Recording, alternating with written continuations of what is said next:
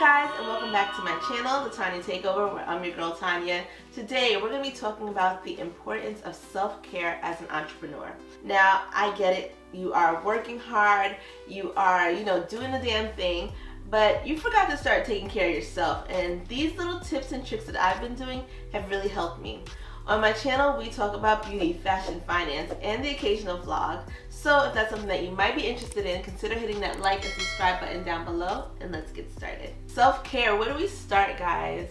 As an entrepreneur, and by entrepreneur, I mean I have a lot of things going on. I have a lot of moving parts going if you're starting a business for the first time, or even if you're still working that 9 to 5 and you're working on getting yourself out, or you're climbing the corporate ladder, or you're a nurse and you just feel burnt out. I got the perfect ideas on self-care for you. Now guys, I have been there. I have been, working at my job for some odd years, and then I've been on my own working for myself for another some odd years, and your girl knows a lot about neglecting herself. For years I neglected, my mental health, my emotional well-being for the sake of my business. And I'm here to tell you that doesn't get you anywhere, okay? Yes, you want to sacrifice now so that you can enjoy later. But in between there, you start getting burnt out, you start, missing out on relationships and just things that are really important to you because you're so busy chasing that dollar or that success. So these are a few tips that I use to help make sure that my self-care is on point while I'm building my businesses. The first thing I would definitely say as an entrepreneur, as somebody who's building businesses, is to deal with one thing or one goal at a time. When we fill our cup with so many things and, we worried about being a millionaire by 30 and retiring by 35 and having X amount of kids and try to squeeze in a relationship in between there, we are just throwing and bombarding ourselves with so many things that are just adding stress. And I'm the kind of person, when you throw too many things at me, I drop everything and just walk away. I just have to phase out. But make sure that you are learning from my mistakes. Make sure you are setting one goal at a time so that you're not feeling so overwhelmed that nothing gets done. As entrepreneurs and people who are building all these businesses and have all these different moving parts, we tend to think about things, 5 steps ahead, 6 steps ahead, and not think about the next step. So I would definitely say to get your goals in order. Make sure you're doing one thing at a time. Instead of worrying about being a millionaire by, in the next year or so, worry about, upping your camera game. Worry about, upping your marketing that's going to help run your business, getting your product out there. Work on, little things that are attainable. Maybe you're doing too much and you need, to be checking your emails. That could be a goal that you could be working on that's going to help you attain those other goals and eventually get you to being the millionaire by 30 or 40 or whatever it is. I think definitely when we give ourselves an outline or one goal that is attainable, maybe in the next week or next month or so, it makes things so much easier and it makes you feel less overwhelmed like you're late for something. There are so many times when I was starting my business, I was like, this person that I saw on social media, they had their business by 30 and they were retired by 32. That might not be your journey. Maybe your journey is to retire by 42. Maybe your journey is to start your business at 45. There's no set time. There's no set script that you have to follow to get to your goals. So make sure you're doing it at your own pace and setting one goal at a time. You guys, this is critical in building a business that you can be proud of.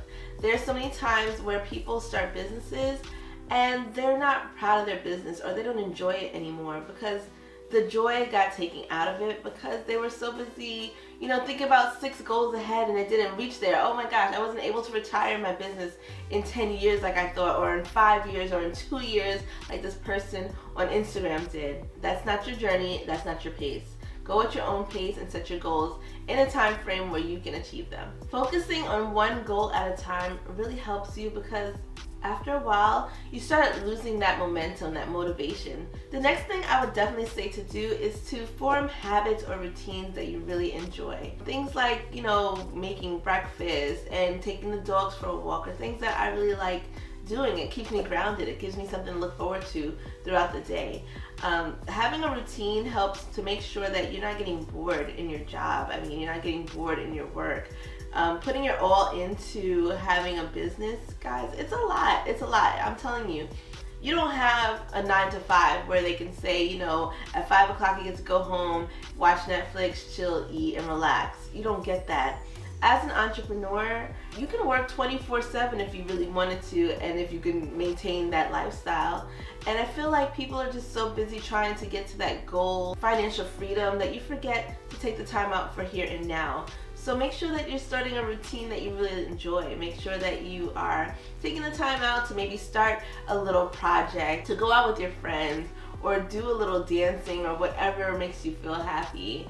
For me, it's trying new recipes, it's organizing like my kitchen, and you know, just doing the things that normal, everyday people do that entrepreneurs probably put to the sidelines because you're so busy to build that empire right away.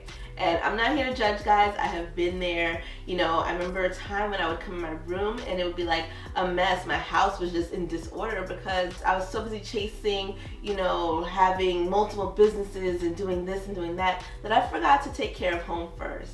So when you set a routine, it gives you time to do just that. Make sure that you're taking care of home. And by home, I mean, you know, your physical home, and home meaning you inside. Because you cannot pull from an empty well, guys. You have to make sure that you are feeding yourself. You are feeding your soul, your mind, your body, even if it's reading a book, even if it's going to take a boat bath, whatever it might be, make sure you're doing something for you. Building a routine helps you feel grounded. It gives you something that's just yours, that you can look forward to, and have a peace of mind knowing that your day goes just the way you planned it. The next thing I would definitely say is to surround yourself with people who are doing the same. People who know what it's like to have a business, that knows what it's like to put your all in and have, you know, no time for play and no time to, you know, chit chat on the phone. People in businesses understand other people with businesses. I mean, you can go into a conversation and you can speak to somebody about, you know, taxes and payroll and marketing and, you know, just business relationships and customers. But nobody's going to understand you like somebody who's actually been there, done that, or is going through it at the time you are. So make sure you're surrounding yourself with these people. You can find them in probably your friend circle. I'm sure you have plenty of friends who are looking to start businesses, or maybe you can join like a Facebook group, or just somebody that you can go to and speak to vent, okay? And guys, I'm not saying you're going there to gossip. You're going there to network. You're going there to see, you know, this person who's running a bakery is talking to this person who's, you know, running a clothing line, but maybe they can use the same, you know, photographer for both. You know, just something that, you know, allows you to network with other people who are in your same circle, who are going through the same things. Peer spaces are good places to meet, you know, other individuals who are going through, you know, building a business and figuring it out and trying to get it off the ground. Like, there's so many different places to meet other people, going to networking events and going to local community events. It would be perfect to get yourself out there and meeting people. Guys, as an entrepreneur, as somebody who is building a business or a business owner, you have to take this time out for yourself. There's nobody to dictate when you do what you do with your time. So somebody who's very driven or somebody who's very focused will sit and work at their business for 12 hours straight, guys, and it's not healthy. I've been there, I've done that. I've spent, you know, 7 days a week in my business trying to build it. Even if it did make a big difference, or maybe if it did, you know, I did it all for a great reason. But at the end of the day, I was too exhausted to enjoy my growth. I was too exhausted to enjoy the win, or, you know, what I accomplished, because I was so drained at the end of it. The next thing I would definitely always say is to set boundaries. Boundaries are so very important when you have a business. It's so important when you're working for yourself. It's so important in general when you're, you know, climbing up that corporate ladder or whatever you're doing. It is so important to build boundaries. It is okay to say no. And guys, try to get better at this. I mean, get better at saying no. Sometimes you're not able to rush that delivery. Sometimes you're not able to take that additional order. sometimes you're just not able to do it, and that is okay. It doesn't mean your business is a failure. It doesn't mean that you're not gonna make it. It means that you set boundaries and you told this person, that whoever's ordering, a customer or a business partner or someone that you hired or freelance, it's okay to say, I need this done at a certain time. And it's okay to say no.